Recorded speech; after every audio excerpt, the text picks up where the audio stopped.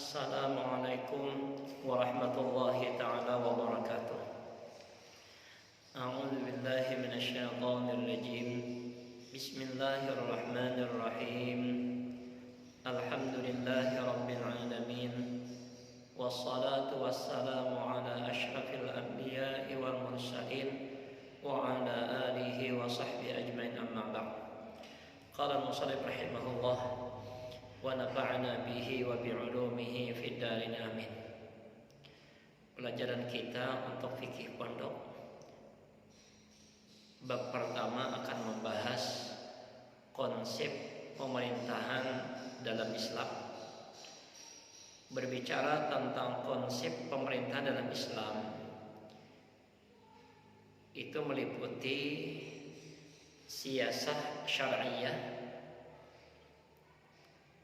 kepemimpinan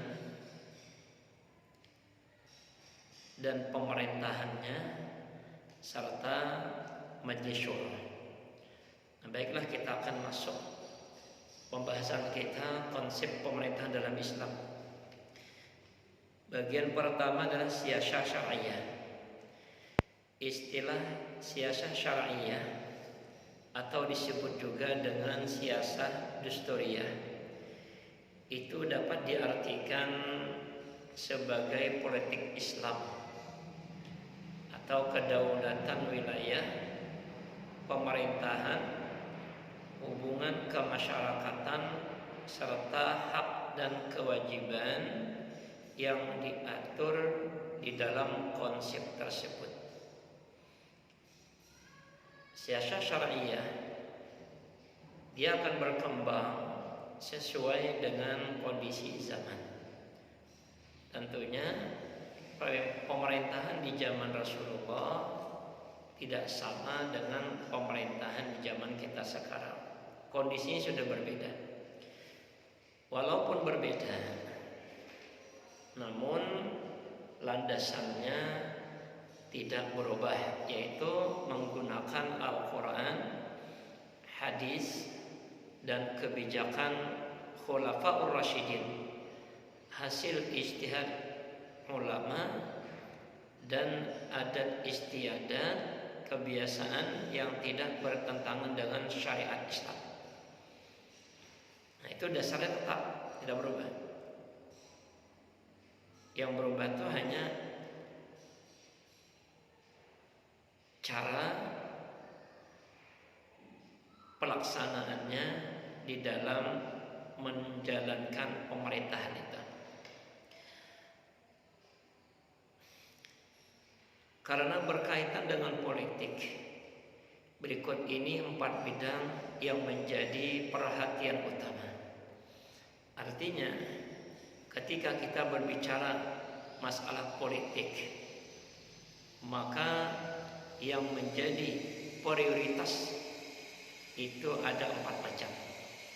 Pertama adalah perwakilan rakyat, hubungan kemasyarakatan, undang-undang dan aturan pelaksanaannya. Dan yang kedua, kepemimpinan dan kewenangan pejabat. Ketiga, hukum dan peradilan. Dan yang keempat adalah administrasi dan kepegawaian. Nah, inilah 4 bidang yang menjadi perhatian utama di dalam berpolitik.